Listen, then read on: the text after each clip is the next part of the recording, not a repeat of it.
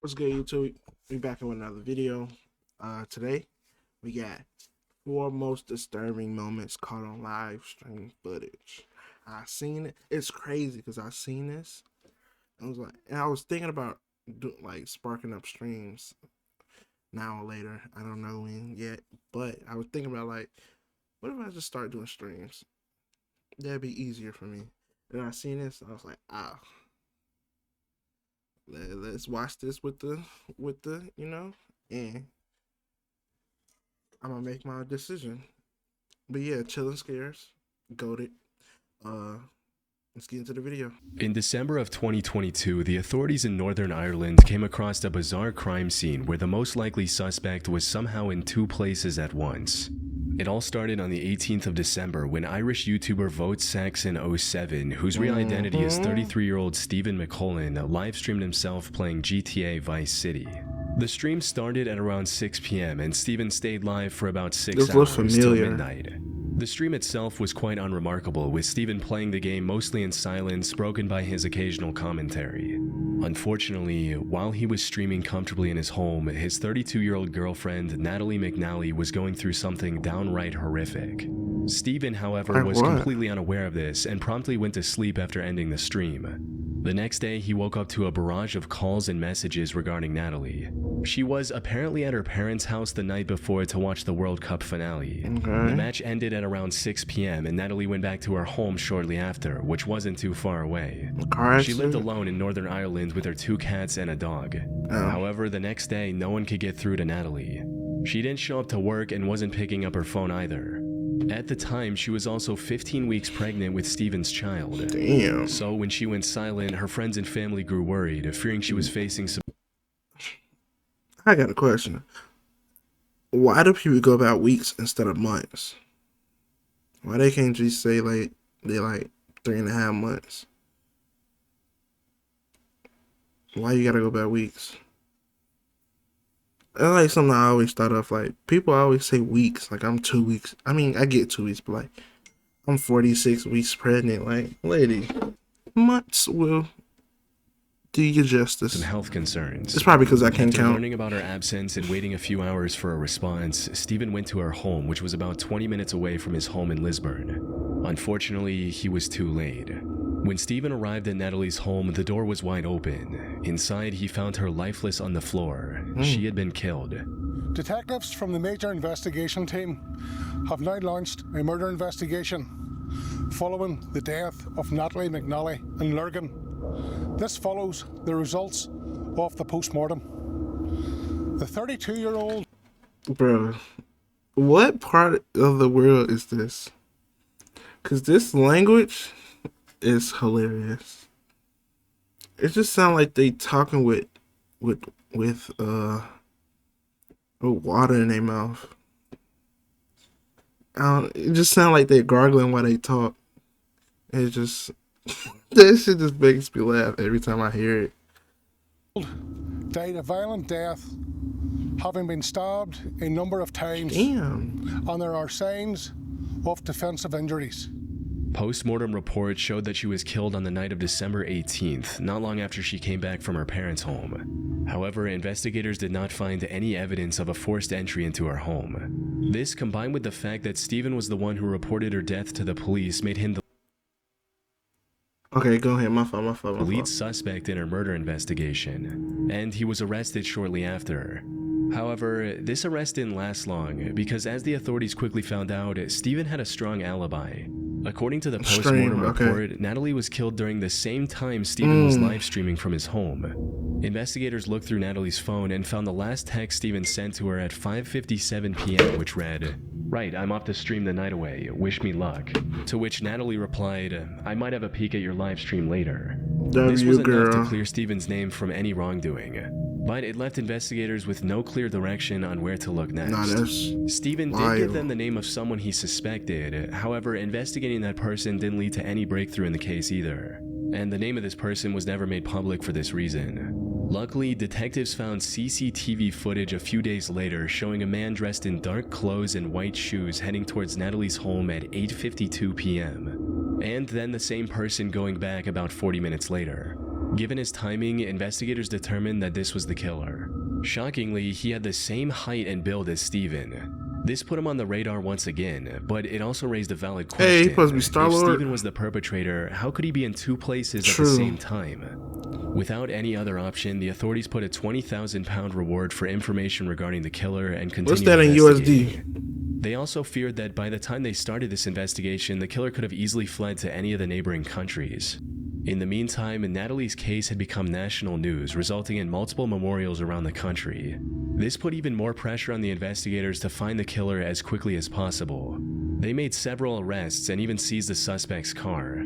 Investigators also found the weapon the killer used on the 5th of January 2023, which was a knife from her own home. However, none of these developments brought them any closer to identifying the killer. That is until January 31st, when they arrested Steven again, but this time with solid evidence. As it turns out, the only thing keeping him out of suspicion, the live stream, was completely fake. The whole thing was pre-recorded and broadcasted to simply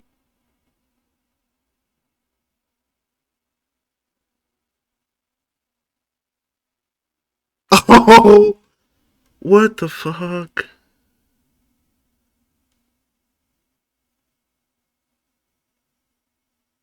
I was gonna say, what if it was him? But like, it made sense because this nigga he was streaming. That's why I didn't say it. But now that you say it was that's crazy. look like a live stream. After his arrest, investigators went through his computer and found the original recording, which was made on the 14th of December, 4 days before the incident. They also found a taxi driver who described picking up someone matching Steven's profile near the murder at 9:30 p.m. and then dropping this person near Steven's house. Most importantly, according to the taxi driver, this passenger had forgotten his wallet at home, so he quickly ran inside his house to get the money. And as expected, he ran into Steven's home. All this evidence left no doubt in the fact that Steven was the one who went to Natalie's home to commit a predetermined crime. In hindsight, there were plenty of suspicious moments during the fake live stream that should have raised more alarms. For starters, the stream was titled The Violent Night Christmas Live Gaming Stream. At the start of the stream, Steven also claimed that he was having technical issues with the streaming software, which he used as an excuse as to why he wouldn't be able to interact with the live chat. Well, because this streaming software is kind of up the left, it means I can't check the live chat, which is a real shame. So, by all means, talk amongst yourselves. This Nigga, what?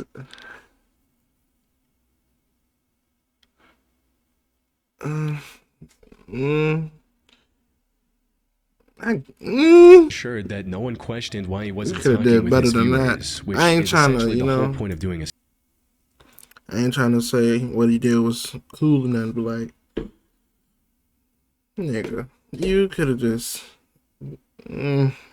what the fuck? stream instead of posting a pre-recorded video.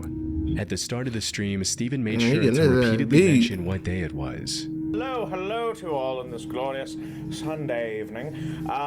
Yeah, so I just thought, why not? I'm gonna do a live stream because this day next week is Christmas.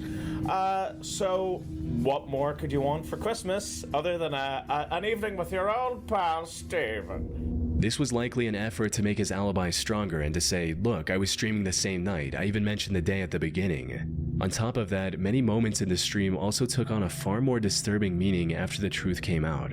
Like him singing about killing someone in-game, which can also be interpreted as him cryptically talking about his girlfriend. I need to kill it. I need to take her down.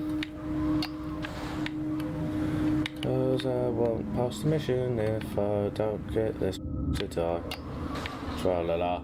At another point during the That's scary.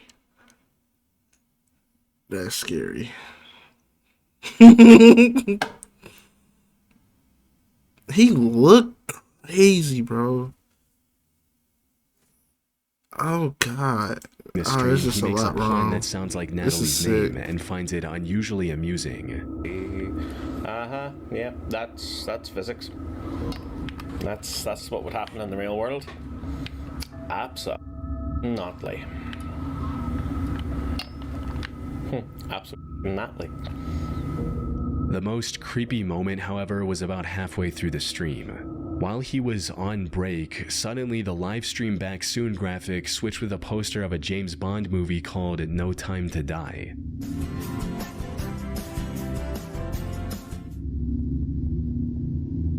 Nigga, Steven later what the claimed that fuck? this was an accident. He accidentally dropped his controller on the keypad, which made the strange graphic come up. But since we now know that the live stream was pre-recorded, Steven deliberately included this graphic at this point during the editing, likely alluding to the crime he was going to commit on that day. This theory becomes even more credible once you consider the fact that this movie poster came up at about 9:15 p.m., which perfectly aligns with the time he was at Natalie's house committing the brutal crime.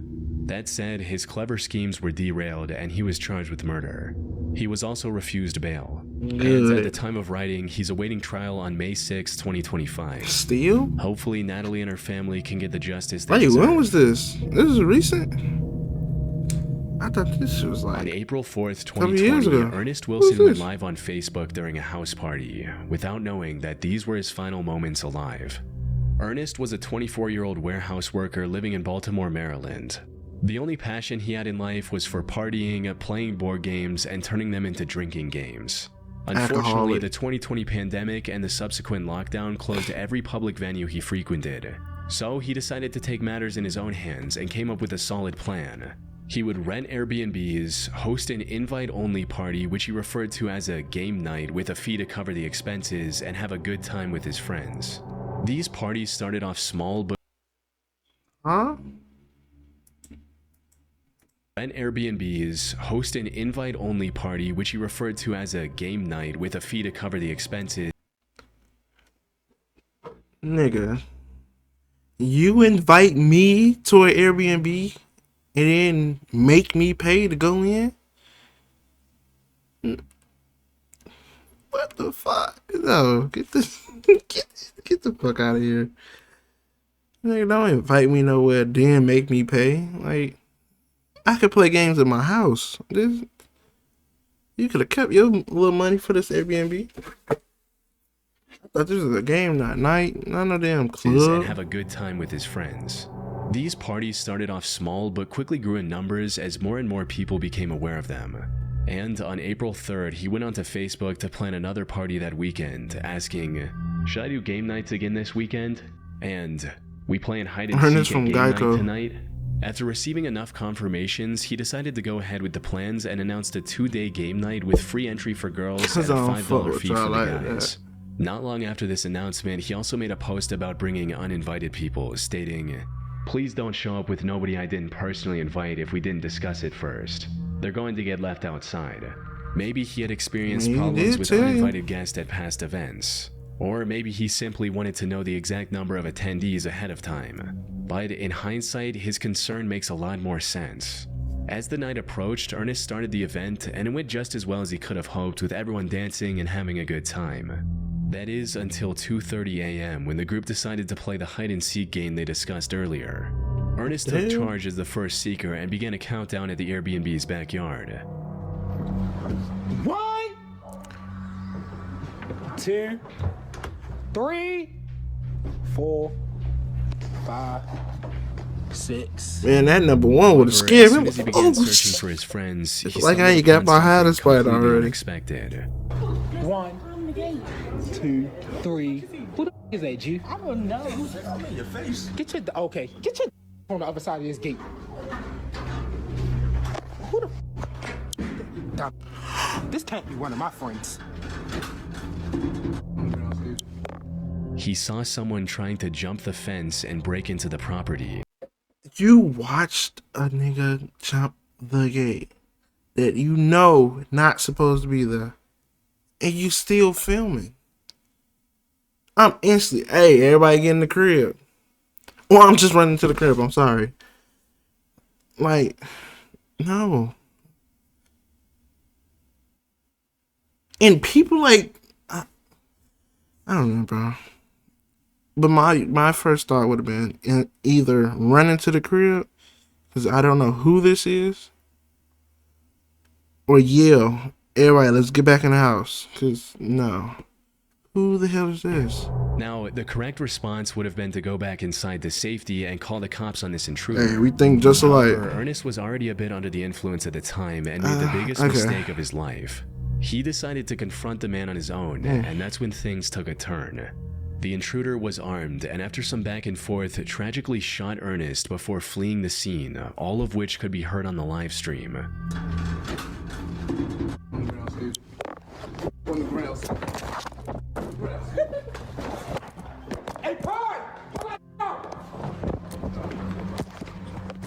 The police arrived at the property at 2:45 a.m. where they found Ernest lying in a pool of his own blood.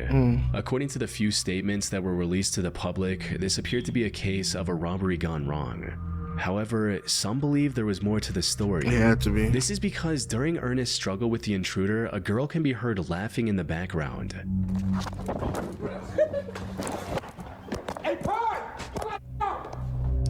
As the story goes, this girl was an accomplice of the intruder who planned to either rob the place or eliminate Ernest for some reason, with one person on YouTube writing, "That girl tried to let someone in the front door, or she knew who tried coming through the door. Once discovering it was locked, she told them to hop the fence as clear as day. I would start with her boyfriend." Unfortunately, This is why I can't. I just can't, bro. This is why I say to myself all the time, so I don't say shit to nobody. That's why I don't like going out. Cause I feel like the one time I try to do something big, just invite people, you know, some shit like this gonna happen. Just like, why? What makes you be like, hey, I'm going to this one little thing, I think you should rob it. Like, bro, the nigga made this just to have fun with people he wanted there. And he was like, this nigga might be dumb, so let's rob his ass. They all gonna be drunk. Like, Fortunately, from what I can find, the police never caught the suspect, and Ernest's case remains open to this day. So, whatever their motive was, I doubt we'll ever know, especially 5 years later. he died for nothing. On September 7th, 2024, a 32-year-old man by the name of Joseph Couch opened fire on vehicles traveling down I-75 near the city of London, Bro, Kentucky. I seen this. He managed Well, to not hit this, 12 but cars, I injuring seen something 5 like this. people. Fortunately, there were no fatalities. As authorities rushed to his location, Joseph managed to escape into the wooded area alongside the highway. This left the investigators with no choice but to search the Daniel Boone National Forest, hoping to find the mass shooter. Just In let the him, meantime, let they him also go. began I ain't looking going into out there. Joseph's past and made some chilling discoveries. He served in the Army Reserve from 2013 to 2019 before receiving an honorable discharge due to him developing PTSD. More importantly, this wasn't his first entanglement with law enforcement. Back in 2015, he was arrested for throwing a rock at a dog and then pointing an AR-15 at its owner. Joseph had to pay $1,000 for bail, and the case was later dismissed a few months later. However, the same year he was arrested again, this time for supplying a minor with alcohol and vandalizing private property with spray paint. This resulted in him having to spend 6 months in jail, alongside 200 hours of community service and a $1,500 fine. All of this highlighted just how mentally unstable he was. Something that became even more apparent when investigators factored in the messages he sent to his ex before the shooting. These read, "I'm going to kill a lot of people. Well, at least try. I'll kill myself afterwards." His past record and these texts also made it clear that Joseph wouldn't go down without a fight if You pussy. You killing people for no reason. You ain't gonna kill yourself. Might as well just kill yourself first. You gotta take these people's lives, nigga. Why she like Beyonce? Reject. they managed to find him. Unfortunately, the search for him wasn't progressing as smoothly as they'd hoped.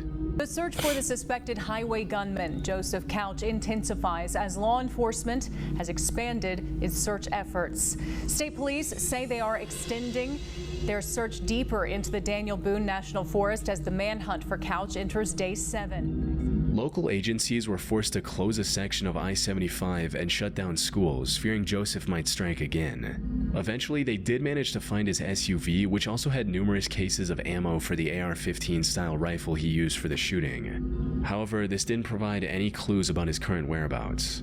In a desperate measure, the authorities put a $35,000 reward for finding Joseph to enlist the help of locals. And that's where the McCoy couple entered the picture. Fred McCoy and his wife Sheila operate a museum dedicated to the historic feud between the Hatfield and McCoy families in Kentucky. They also run a small YouTube channel dedicated to this museum called Hatfield McCoy Museum Adventures, where they discuss the various aspects of that feud in greater detail. After hearing about the massive reward, the couple decided to give it a go. They had lived in the area their entire lives and knew the wilderness well. $35,000. That's a sweet little piece of money. Alright. We're going looking for him. We're hoping he finds us. But we're going looking for this Couch guy, Joseph Couch. They also decided to live stream their adventure through the Kentucky forest on YouTube, likely to have an instant record of whatever they find. They truly believed they could find him, and luck was on their side, because during one of their live streamed expeditions, Fred noticed a whole bunch of vultures hovering over the same area, possibly indicating a rotting corpse nearby. The two decided to head towards the vultures, and just 30 minutes later, the McCoys found what they were looking for.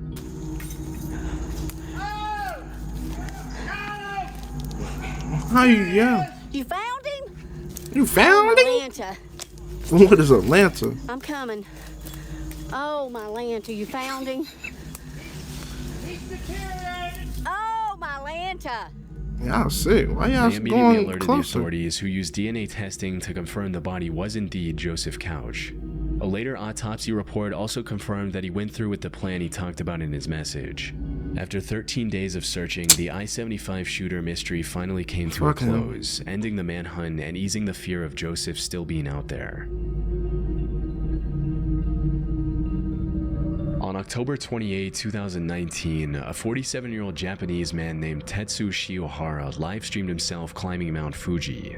And what was supposed to be nothing more than a fun stream quickly turned into an avoidable tragedy. You see, Tetsu had been climbing Mount Fuji since 2017 and had already reached the summit many times. However, all of those previous expeditions were during the climbing season, which stretches from July to mid-September. And while it's not an easy task, it's far safer during these months with maintained trails, milder weather, and resting huts along the way that also sell essential supplies like So he wanted to do it in the worst time. This is what I'm getting from this. Now, you know what? Let's go while it's fucking storming in balls deep winter. Like, come on, bro. You did the shit multiple times. You have no reason to do this shit. Like, you accomplished this shit. Go home, live life. Breathe air. Shout out Miranda Cosgrove. Food and oxygen cans. So when Tetsu decided to climb the mountain in late October, it was already covered in thick, slippery snow. And the conditions were far harsher than he could have imagined, with winds reaching up to 60 miles per hour. All of the resting spots on the mountain were also closed for the off-season. But despite this being his first off-season climb, the unfavorable conditions did not deter Tetsu. He was determined to reach the summit and make it back in a single day. Unfortunately, the stream didn't get off to a good start, as he forgot to bring essentials like thicker socks to keep his feet warm and crampons to prevent his shoes from slipping. Yeah, that's when you go home.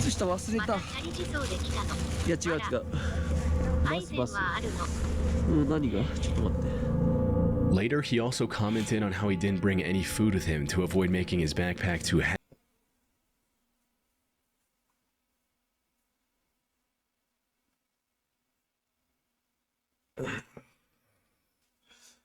That shit 3 red flags right there. You didn't bring food because you want your backpack to be lighter so you can get up the mountain faster. You didn't bring thicker socks. That's 2. And then you didn't bring the shit to make your shoes not slippery.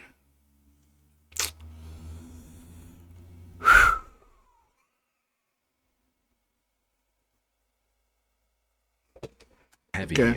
But as the climb continued, not having food became the least of his worries, as he quickly realized the snow that day was deeper than he could have imagined. On his way to the top, he passed several points where the trail had collapsed due to bad weather.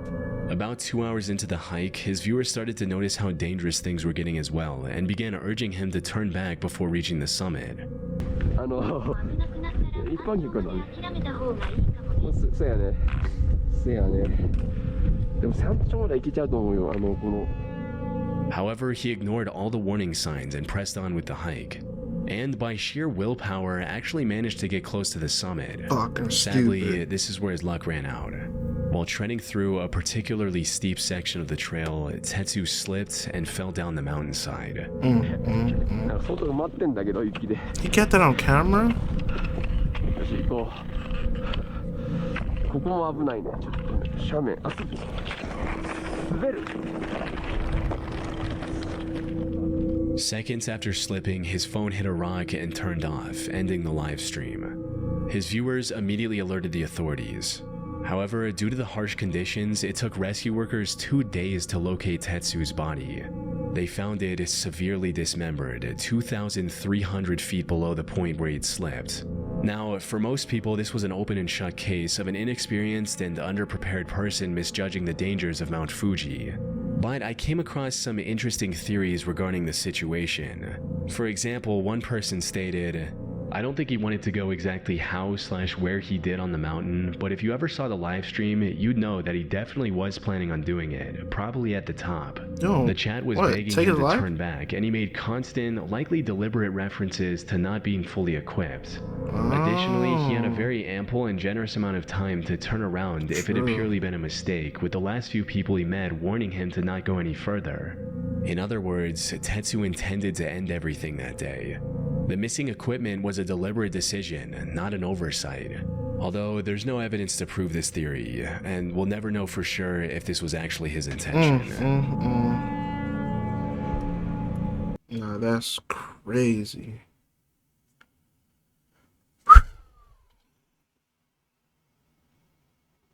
All this shit being caught on live stream is wild. Yeah, that's the end of the video, man. It was a good video. Shout out Chillin' Scares. Want more videos like this, make sure you like, comment, subscribe. I'll see y'all boys in the next video. Peace.